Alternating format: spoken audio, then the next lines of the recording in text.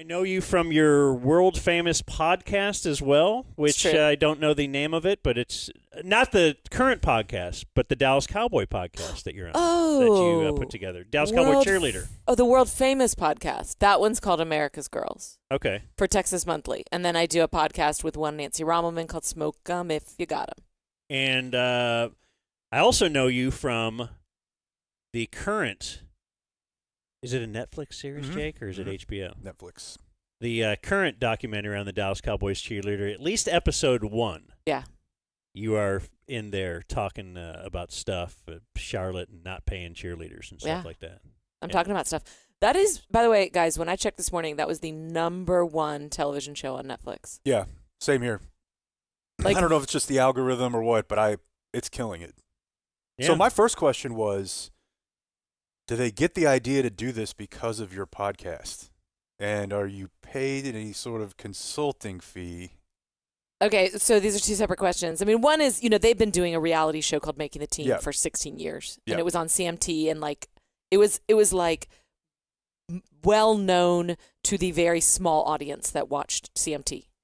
I don't know the last time you guys chilled out with some CMT. Yeah, I'm sure back on the old show, Bob and Dan would play some audio from it, but we were not locked in on it. Right. But then it shut down in 2022 right after. Do you remember the scandal where Rich Dalrymple?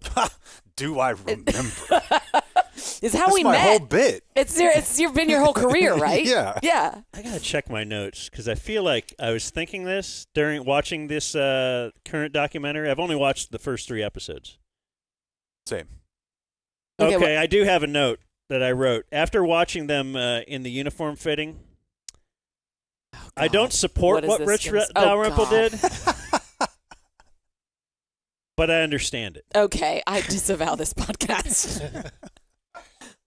Took this long. I mean, that's a story for another time.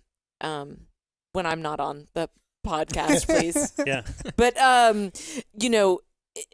after that, a month after that broke, because Don Van Natta wrote about it, and it had happened in 2015, but they'd kept it quiet. And then Don Van Natta wrote about it, and then Dalrymple had just been like, "Okay, bye guys," and everybody was quiet. Anyway, after that, the Cowboys shut down Making the Team. Probably a wise decision at the time. At the time, I'm thinking, okay, reality has gotten too real. You just don't want cameras around, which who does? Yeah. And I just figured they were gonna fold it, but what I didn't realize was that Charlotte Jones had gone to Greg Whiteley, who is the creator of Cheer, which I have been on your podcast talking about before because I wrote a cover story for Texas Monthly about Monica Aldama, the coach from Corsicana's Navarro Junior College. Quick sidebar: if you're going to bring up Rich and Charlotte, you have to include the second leg of that story where he was taking pictures up her skirt in the draft room. Oh my God, I forgot about it. Yeah, I didn't. Allegedly. Allegedly. Yeah, it was allegedly, I guess. Allegedly. It's all alleged, right? Well, Don wrote it, but... Well, look. The cheerleader stuff alleged, The cheerleader stuff, they settled on it. The 4 cheerleaders that were in the dressing room got $2.4 million split between the 4 of them. Okay, and they all complain they don't make a lot of money. Okay, that is inappropriate. Oh. It's Dan. No, I wouldn't expect anything different. But I'm on the Bonds list. So they had already been in this reality TV show game, and I suspect Charlotte Jones saw Cheer and what it was doing. You know how it became like a smash, and she was like, "I want them to do that for us." So I think looking back now, they took that moment as a kind of like, you know what? Let's sever this deal, this 16-year deal with CMT, and let's create a partnership with this guy, Greg Whiteley, who does these really high, like the gloss. It looks a lot better than the CMT It looks so show. much better. Yeah. I mean, it's more intimate in the sense of like you get to know the women a little bit more. It's a little bit classier. And I'll bet Netflix money is a little bit greener. And thicker, I would imagine, although I wonder, the thing about working with the Cowboys, they're cheap. famously cheap. So it's like they're giving him access. The difficult thing. Netflix is paying them though. I don't know. I feel like You've got to Netflix be paying way more than CMT could do. Oh yes. Okay. To be clear, That's yes. what I meant. More than CMT. Yes. And my only thing was, I just kind of wonder what the deal is because are the Cowboys profiting or is Greg profiting? I don't know the answers to these things. But I do know that if you're going to get in bed with the Cowboys in work, then you're not going to get a lot of money from them. They just don't. They don't give it up. Yeah. They're. Well, I mean, I guess they can force your hand because you're just using the Cowboy brand, which is worth so much in its own right that you don't really have the ability to negotiate unless you're Ezekiel Elliott. Right. Somehow you can get away with it. Yeah. But, when you want to do a project on the Cheerleaders, this is one of the reasons why a lot of people haven't done it is because they make it really difficult with trademarking and they're famously litigious. Yep. And that's why they take the uniform back. I was thinking about that. We were 100%. bemoaning that of like, hey, they fit it for you. It's a big part of your life. You can't take the iconic uniform. It's because they don't want you showing up at wherever. So by the way, Jake, I was going to say like no, Jake, doesn't I was Hooters gonna say, do like, that too? You can't search and find porn with a Hooters girl, I've heard. So those are knockoffs I've seen? Wow. Anyways. So back in the 70s. You can print anything on Etsy. Orange So shorts. back in the 70s, there were actual incidents. I mean, the most famous one being Debbie Does Dallas. The porn Debbie Does Dallas involves a Dallas Cowboys cheerleader costume, and my hands are clean on that one. They used it. Probably. They wonder what Antonio Brown would say about that. Too much. They used the marketing for that movie was that they pretended like she was an ex-Cowboys cheerleader, but she was probably just using the uniform of another former cheerleader. Bambi Woods is her name. Mm-hmm. R.I.P. And Indeed. yeah, and the other thing that happened was that there was an incident, a couple incidences where cheerleaders would show up at strip clubs in the uniform and make a ton of money. Yeah. And one of them got written up in the Dallas Morning News, and then I think they took legal action. But the most famous one was in Playboy when the former cheerleaders went topless. With the uniform. Well, they did an imitation of the uniform. Okay. But all of this made it so that they really, they signed you in, they signed you out, you couldn't hold on to it. They were not going to take any chances. Interesting. There's another Playboy spread. I remember, let me see if I can remember the tagline that Playboy used. It was a girl that had tried out, and she kept the audition outfit. And then they had her as in the centerfold, and it said, "The Cowboys Miss is our Miss January." I like it. Yeah. It's pretty good. It's not bad. You know what's funny, Dan, is that's the second story we've heard about people who work in the promotional and marketing arm of the Cowboys losing their job because they took the Cowboys stuff to a strip club. R.I.P. Rowdy. Who? No way. Well, he parked the van. There's a Rowdy van, and he was like, Jerry referenced this in a jocular comedic vein recently. They fired their old Rowdy because he took the Rowdy van, and it was photographed outside of a place of ill repute. Oh my goodness! Yeah, he is rowdy. Jerry's up they there call him laughing about Rowdy. it. Why That's did true. Why did they name him that? That's true. So yeah, I'm in that, and it's the #1 Netflix show on the TV streamer. But we've heard from people that have appeared in documentaries, our banker for one, that you don't really make much from that, if anything. Oh no, you're not Okay. supposed to be paid for An interview? An interview. That's journalistically unethical as a general rule. But I was a story consultant on this show. Ah, the workaround. So I helped them track down vintage clips. So, there's a lot of... oh, nice. Yeah, so when you see all those montages... Mm-hmm. So how long have you been involved with it then? When did they start this whole thing? I think they started it a year ago, and I got involved about 6 months ago. I was surprised that you weren't one of the judges for the initial tryouts because they had a traffic guy from a... Okay, we got to talk about that. Okay. The traffic guy. Because you when see we that? talked the other day, Yeah, hold I on, don't it's know not who the those people traffic are. guy. It's not the traffic guy. The weather guy? It's Scott Padgett, the CBS 11 weather guy. Okay. Oh. And when we talked the other day, that's in the last 5 minutes of episode 1. I had not seen that part. Okay. And I have been just stewing on this since I saw it. I texted her and You I was did. like, I just want to make sure you're not friends with this Scott fucking Padgett character, who probably is a member here, so I'm sorry to warn. But why, in God's name, do they have the guy who stands in front of the screen and tells you when it's going to rain, sitting there being like, I didn't like her kicks. I thought she was good in the routine, but not great on the field. What do you know? Listen, I don't get it. If somebody's going to tell me that's what I thought if anybody should be, Sarah should be a judge. If somebody's going to tell me that Scott Padgett actually was a college cheerleader, a yell leader, or anything, then fine. I will walk all this back. But this is the first time you hear him, and I threw my remote. Sorry, Blake. Number 36, Charlie. So now they're putting images up there. It looks like a draft war room. You know, it's a bunch of people sitting around a table. They're talking about prospects. The difference being all the people in a draft war room know about football. Yeah. Here they have Scott Padgett. Except for, yodeling kid. That's true. And Jerry. Point made. In the field, I'm like, wow, looks amazing. That's and then him. she started kicking. Well, I don't think we should lower our bar for anybody, but... Yeah, but Lower. so does the question become... Okay, now you want to know who the second guy is here? Whenever they put up his little tag of what he does, it's his name, and it says Lucchese Boots Representative.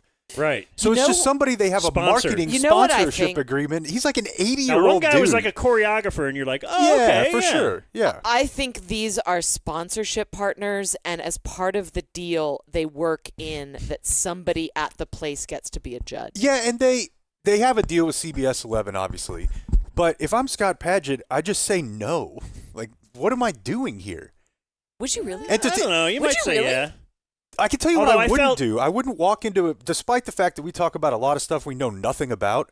I would not feel comfortable judging these people who are professionals at what they do in the company of other professionals and being like, didn't like her kicks. Yeah. I would probably just Sit there. adhere to what those around me were voting. Yeah. But we need to take notes, though, because as we open up sponsorships, maybe if you don't like our social media or whatever, maybe you want to sit in on planning on the show. That's the truth. It's not a bad idea. But that's why I was saying during that, I thought the voting should be private or a silent ballot or whatever you call it. Yeah, because you're influenced by when the head lady holds her hand up. Yeah, if everyone's she like, holds her hand "Oh, up, I'm okay." going to vote. I'm going to Yeah. vote her way because I don't know anything. Yeah, that happens in sports all the time, right? Yes, scouts. Yeah. Like, oh, here's what I think about him, and they all, yes, harumph. Mm-hmm. We all agree with that. Here's my last Scott Padgett clip. It's quick. 49, Victoria. She wasn't dancing like a veteran. So I was expecting that level of energy, and it was just, I'm here, I'm kind of doing what I need to do. Dancing like a veteran. I should make the squad. So she was just being outdanced to me. She was being outdanced to If me. I'm Victoria, When is it raining? yeah. Where's the heat dome? Throw up the 7 days, Scott. Come on. Is there a warning or a watch? Can I These are the things I need to hear from you, ask Scott Padgett. a question, which is that have we confirmed Scott Padgett has no dance background? Well, see, that's what I was saying. If That's people what are he going to said. tell He'll me back off and if he was a college cheerleader or if he has serious dance chops that I don't know about, we'll delete all this. But also, did he TikTok? I don't You know who think... I bet also doesn't is the 80-year-old guy who's a representative of Lucchese Boots. Okay, he My has guess- no dance background. yeah. But can I say that in a way, it makes sense for you to have normal Joes. Oh, that's... Oh, well, There's there's Scott Scott Padgett Padgett. flossing sort of at the state Well, fair. Scott, you're not dancing like a veteran either, bud. No, you look like you're just out there. Now You're maybe not committed to the moves. maybe both he and the What a great boot find, guy Rob. have many years of ogling cheerleaders in their background. Yes. That's what I'm saying. I'm Yeah. saying that you don't just want somebody there for technical ability. You Right. want male eyes because they're going to be the primary audience in the stadium at the very least. Yeah. And so you want that perspective. I understand that, and that's fair. In that case, what I want to hear from Scott Padgett is something like, 39, great ass. Okay, can I just tell you? Can I just tell you that? Great ass. Yeah, go back full in the Pacino. Like if that's what he's there for, then I don't want to hear him talking about Okay. leg kicks. In defense of Scott Padgett and the corner that he was in with Who this knew show, you'd have to defend him today? I, name I, of today's listen, show. I will die on this hill, and it'll be the end of me. Back in the day on Making the Team, the guys used to do that. Oh, and, I bet. it was they would get like that show. It's so many. So one of the interesting things about this show is watching how the Cowboys and the women behind the cheerleaders have changed how they talk because of having been recorded and having seen the critiques of it. That And they Me body Too, shame for sure. and the Me Too critiques. So you'll never hear them say somebody needs to lose weight. They'll say that they're not fueling themselves, or they need to fuel more, or they need to think about nutrition, or that they're missing stamina. Right. So it's all these coded words. They were doing that on Victoria early. Yes. And I have not seen the rest of the series. I've seen 1 through 3, and I was telling these guys the other day. They're teasing that she had an eating disorder. Yeah. Does she? It feels like that's what we're teasing because they keep saying, "Well, she didn't fuel up right." And yeah, she wasn't, and then there's one moment where the choreographer Judy Trammell says something like, "That was before she went on her health journey." You know, it was like, "What's the health journey? Was it an unhealth journey?" Is that where we got the lose some weight baby girl drop from? No, that's the lady that got towed. That was ESPN. Oh, okay, yeah. Britt McHenry. Yeah. There you go. So I don't know that particular specific. Blow me up, dog. Yeah. I don't know that specific. They grow up so fast. Okay. Sorry. No, it's okay. I'm proud of them. I'll go get that guy, and yeah, he'll come you're in good. here. I don't know that they ever tackle that specific issue, Dan, but what they do is show you pictures that kind of speak to that, to what is likely the story there, because her weight fluctuates dramatically. And if you followed the cheerleaders, like on Making the Team or whatever, you know that like 1 year she got kicked off for being too heavy, and the next year she got kicked off for being too thin. I don't know about kicked off. It's a crazy world, but didn't make it. Yeah. They were talking about reprimanded. that. It's very difficult to land in that sweet spot and then stay there. Yeah, it seems measurable. They measure, and those uniforms fit absolutely perfectly to your body that day. Yeah. And so if you gain a little weight, you lose a crazy. little Well, weight. and I don't put on muscle. Everybody looks larger on TV. I don't just mean fatter. I mean that they look tall, and big. But when you see these girls, they're like 5'4". They're tiny. And when you see these booty shorts, which I once went into the Star dressing room, and they're hanging up and they look like toddler underwear. They're tiny, tiny. And I mean, not to gross you guys out, but women bloat when they get their period. Mm-hmm. Like you gain 2 to 3 pounds regularly, and not to mention, I mean, nobody ever writes about this, but like getting your period in those white shorts, I mean, that's just got to be like. I know. Didn't even think of that. That's what she's here for. No, I'm just telling you the women's perspective. Female perspective. Yeah. I mean, you are wearing pantyhose and stuff, but like, there's just got to be like so many crazy stories backstage. Okay, I'm looking at some notes that I got from the first 3 episodes. Do any of those girls have tattoos? I didn't see any. You're not allowed to have tattoos, but they do because it's the 21st century. And so what they do is they put flesh-toned stickers over them for the games. Oh. And if the one time, like during the pandemic, they were dancing on the side stages, so I was really close to where they were dancing, and you could see that they had tattoos underneath them. But they're not supposed to. But it is also a tradition for the last 20 years or so for the every team, after the end of the year, they get a little tattoo star on their ankle. Little known detail. Huh. So the 5-year veterans have 5 stars? Or no, I think they just do get one. But okay, it's not like the Ohio State helmet. But it's specific. Don't know what that means. Yeah. Real quick from my notes to just when we're talking appearances. So they may not call them fat anymore, but I was so uncomfortable. This whole thing makes me uncomfortable just from my overall thesis on it, but the girls love it and the women love it, so who am I to judge? But it does make me really uncomfortable. The makeover scene, like when they're at the salon and they're looking at him and they're like, I don't think your hair color actually works. And they totally changed their look. Some of them completely, like they call their parents and they're like, who are you? Right. They FaceTime their parents. And then they ended up cutting her, right? They did. Let's So I just totally. She's all hot anyway. She's a perfect looking girl, but and now they're her like, hair's you know like what? You'd red. be better. Yeah, you'd be better as a redhead. Now she's a redhead. She goes through all that, and then they cut her. Yeah. Well, this is very galling Paget. to a lot of people. But another way you could see this is that it's a free makeover. I mean, to do your hair but you don't get professionally. To choose. I understand that, but you are. This is the thing at the core of the cheerleaders, which is deeply uncomfortable in the 21st century, which is you are not there to be yourself. You are there to be what they need. And the truth is, that's true of football. It's just somehow so much more triggering when it's women. And so what I'd like to drill into for just a second, if you don't mind, is why that made you so uncomfortable. Because like you said, the women enjoy it oftentimes. They're excited about it. They're looking forward to it. So what is it that makes you uncomfortable? Is it because you as a man have been so trained to say, no, honey, you look good in that no matter what the answer is? Or is it because you have daughters and you are a daughter and you don't want, like, what is it triggering? I think it's both of those things. And I did think about it from a sports perspective, because you'll draft a player and in year 3, they're like, we have to make you a jump shooter. Or, Dwight Powell, all of a sudden, we're going to make you shoot threes. Like, so they're telling you this is what your career is going to be. It just feels different when it's just completely appearance-based.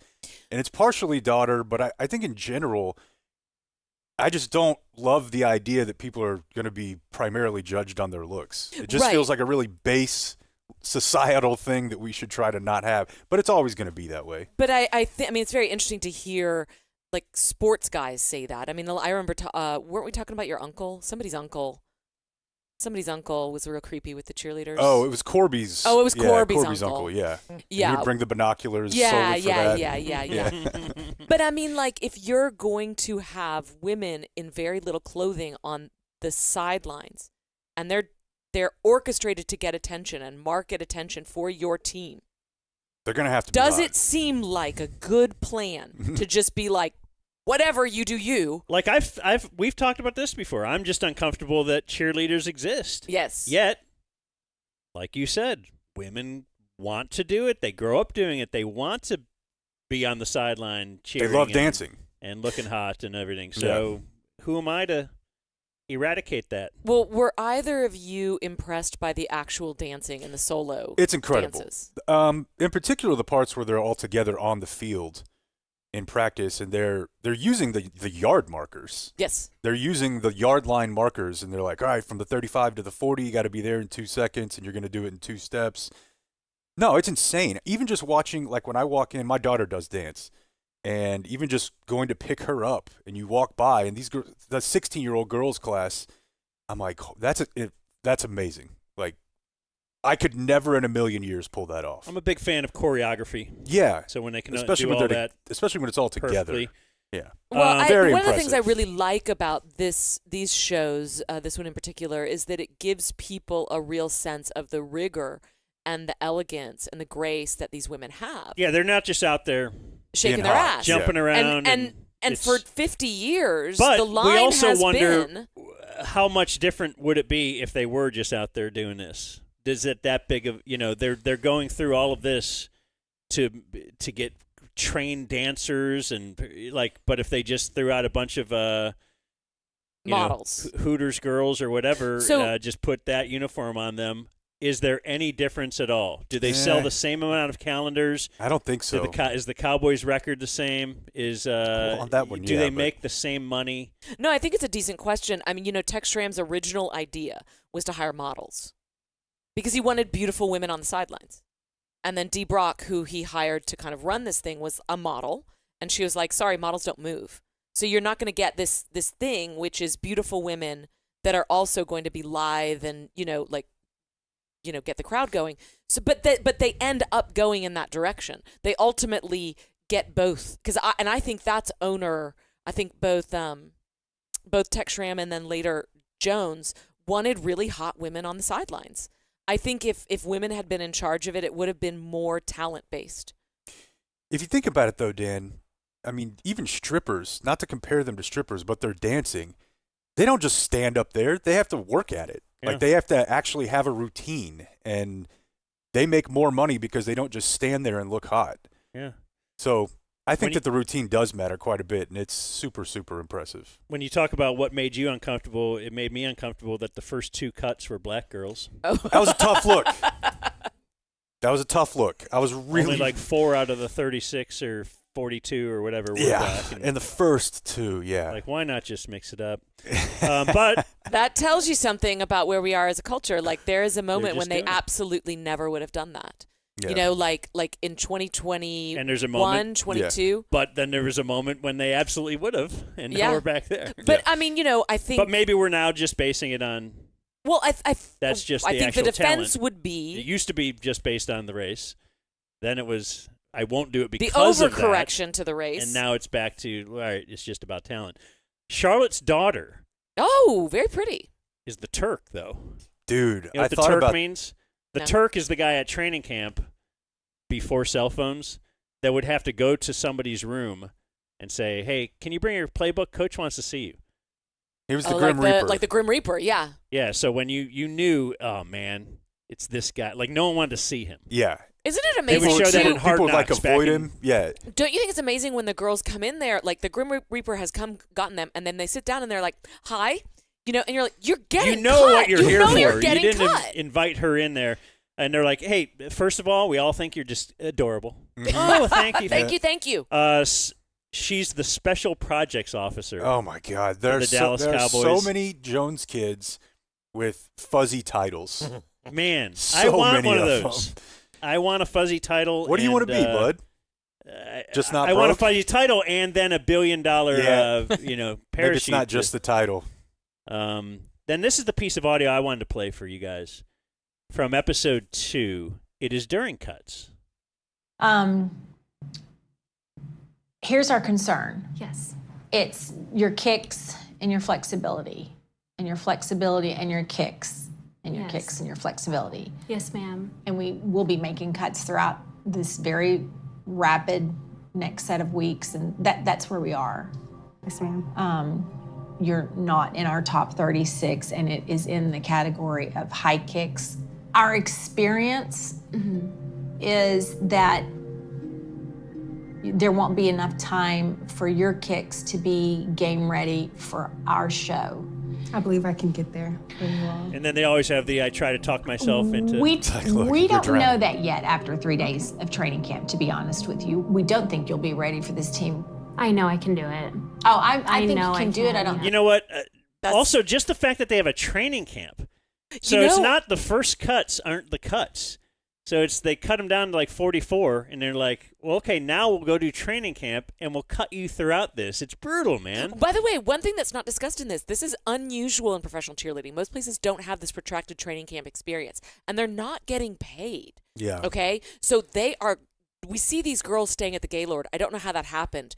Generally, I'm what sure has they put happened, them up at what the has Gaylord, historically happened during training camp is you are sleeping on somebody's couch, in somebody's extra room, in your car. Like, girls do crazy stuff for like a month. So for TV, they're putting them at the Gaylord. They don't want to Exactly. show them. They don't want to show them. Yeah. I know I can do it. Oh, I think know you I can do it. can, I don't yeah. think. I don't think you can do it this year. But you should leave And the here camera's knowing on. that They have to all the smile. judges thought you were beautiful.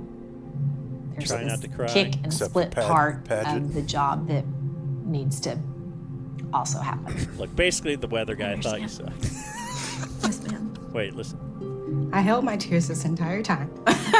This is by the way, this happens in football Yeah. too with dudes, but it's the way they try to make you a bit sympathetic for them. It's okay. Yeah. Thank you, though. We get it. This is the worst part of our job. The very worst. Like that's a classic football coach thing. Look, this is the hardest part of my job, and I'm sorry. I which didn't one know of you us were having doesn't? a tough time Which today. one of us no longer has a job? Yeah, like it feels like I'd I think rather it's just have one of us the hard part of a job if You it have the included job the job part. and the money, Yeah. and I have neither. I think this is harder. Yeah. So I actually know that cheerleader that got cut. Her name is Darian, and she's a vet tech at my friend's veterinary clinic. And she's a super sweet girl, and this is like she's tried out multiple times. This is the farthest she's ever gotten. One thing I want to say, though, is if you are going to be on national TV, millions of people watching, and you're going to have the scrutiny of armchair assholes everywhere, don't you want the protective screen of someone saying, you're not ready? Yeah, for sure. And For I sure. know, I mean, I've got a lot of cringes around the room with guys because it's uncomfortable. I think you guys have just, and I appreciate this, been, well conditioned to not criticize women's looks. It is so sensitive for us. It's so sensitive. But these are women that I have. would never. I was gonna say. Oh, yeah. Like, I didn't mean Dan. We're I meant bonds other this. people that are off camera. But what I think when you go into this, you know what you're going into, and part of it is that you have to look a certain way, and they know that. Yeah. And it's not personal. Yeah. Yeah, I get it. And it has to be. You gotta get the jump split. That's that the most insane thing. By the way, splits. can we just for a moment talk about the insanity of all those women jumping into the air, hitting their crotch, it like at the same time on the field? I have physical questions about female anatomy after watching that. Yeah. Well, I'm like, what? You hit your knee so that you don't take all the. Yeah.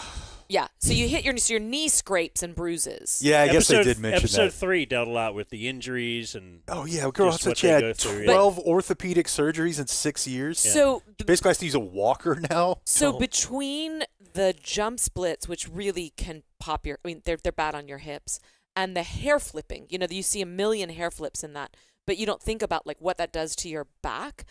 I can't remember where it is, but there's a woman she's trying to dance long and lean. She's shorter, and you have to curve your back. They're asking for more length than your body will give you. Yeah, it's an injury. Now, granted, that also happens in the dance world. This is not unique to professional cheerleading. What is unique to professional cheerleading is that you are paid like professional dancers, i.e., not very much, in the context of a lucrative enterprise, which is the NFL. Yeah. And the conflict between those two things, that you're paid like an artist, but you're operating in the money-making palace that is Jerry World. No, it's a weird bit. We talked about this a few days ago. We did another segment on it. Just the whole. It was when Charlotte was talking about it, I think. Right. In your segment of episode 1. Yeah. Was, talking about what they make and what they don't make, and the Cowboy Cheerleaders itself makes over $1 million, or probably a lot more than that. That, that clip was super old. An interview with Jerry from 15, 20 years ago. So, but it's not like if they lost their top cheerleader that we stop, but it is also like in this day and age, don't you feel an obligation to pay them like morally a living wage? Yeah. So, but they don't. They get. The one girl was saying she thinks what a full-time employee at Chick-fil-A might make. Which I don't know Are what they get. Are we talking $40,000 or something? Maybe less than that. They get $400. This is what's been reported: $400 a game plus minimum wage hourly. That is so much more than they used to get. And I think from the Cowboys' perspective, they're like, okay, guys, we used to give them $15 a game until the 90s. That's crazy that they got away with that. And now they've. But if they gave them each $100,000, the Cowboys would still have the same value. They would. Nobody in the Cowboy organization would feel it at all. But why is the Cowboys team the most lucrative brand in sport? Because they are a cheapskate on every single level. Talk to somebody that's like, catered an event for Jerry Jones. He's a cheapskate. Like, it's not going to affect their bottom line, but it's that rich guy thing of every single little bit counts. And if the cheerleaders only make X amount through their promotions, sponsorships, et cetera, then they're only going to have this amount. And they do pay more than anybody else in the league. Now, all of this said, I agree with you guys. They should pay more, and they should set an example. And it made me insane when Charlotte Jones was like, people are really cynical about this, as they should be. But, they do it for their meaning and purpose. And she's sitting there talking like she's not the one that could change that. That's exactly what I said. I'm like, it's insane. I think the call is coming from inside the house. Exactly. Charlotte. Exactly. It makes me nuts. And I just thought, I don't know. What did you guys think of her? How did she come across to you guys? I would never criticize her. Okay. Yeah. I think she's perfect. Oh, God, really? He doesn't like what Rich Dalrymple did, but he can understand it with Charlotte. Allegedly. He's a big fan of Charlotte. Is that true? Yeah. Why? Because she's attractive and she has $1 billion that. No, to be honest with you, you could just stay at home every day. Wouldn't you clean that house? Oh my God, top to bottom. Yo, you have no idea what I would do. But because the answer is literally anything. Yeah, you would start golfing. I'd probably have to start golfing. If she wanted you to golf, you'd golf. You'd clean Jerry's glasses during the game. Oh, the cleanest they've ever been. Do you know that reference? No. Her ex-husband got filmed in the suite one day during a game. Like Jerry handed some guy behind him his glasses, and he cleans them off, and then he gives them back to Jerry, and it was Charlotte's husband. Oh, that's rough. Yeah. No, it isn't. It's great. That's rough. Yeah. Wouldn't you do it? To be honest, No. I do find her very attractive. Yes, she's a very powerful woman. She's very, but also I think He tell you what to do and stuff. I think her brothers are I think her brothers are bumbling morons. That's true. Yeah. That's true. And There's so she when seems to have when it I together. see she's her, the brains in the Jones It's family. so Succession. You watch Succession? Yes. She's Shiv. yeah. Absolutely. Yeah. So that's part of it. Is I just listen to Jerry Jr. talk, and I'm like, get this clown out of my face. And then I listen to her talk, and I'm like, well, sounds like a business person. Yeah, for sure. Even more than Jerry sometimes. Yeah. That's no, part it's of it. And also the show's great. Are you in more of it? Or are you Yeah, just I in show episode up. one? I think I show up in the 6th episode. Is that when you try out when one of the girls gets cut and then you? Yes. I need a. Who do we get? Who do we get? We're let's grab Sarah. The She's been in a ton of these. journalist. That's great. Everybody wants a 49-year-old journalist. You know, that on it. would actually be kind of a funny bit. Just to show how good they are. Yeah, like Dan tried out. Throw for in the, a spare. Dan tried out for the Mavs Maniacs and found out I danced with them one game. Yeah. how tough it was because he had to go. He went to practice for a couple weeks. You know, obviously they're probably not gonna let you wear a uniform, but Well, it's actually a classic daily newspaper thing. It's been done many, many times over the last 50 years. For is sure. that your young female journalist goes and tries out for the Cheerleaders and does a self-deprecating bit. Okay, about, I haven't seen that. Yeah, That's a good bit. like when Mitch think- Albom went and lived with those homeless people. it's not quite like that. I was thinking more of the guy that tried out for the Detroit Lions. Oh, you know that? George Plimpton. Yeah. Oh, okay, yeah. Paper Tigers. Yeah, I read that book. And then sometimes teams do weird deals where they have a reality show, and if you win it, you actually get to be on the team. Yeah. Oh, that was Get also to training the Cowboys. camp. That is Do you know that story? No. They had a reality show. Was it called Fourth and Long? Fourth and Long. It was Michael Irvin, Jerry was involved, and they had a reality show where guys came and tried out, like did drills and It was to make the training training camp camp. invite.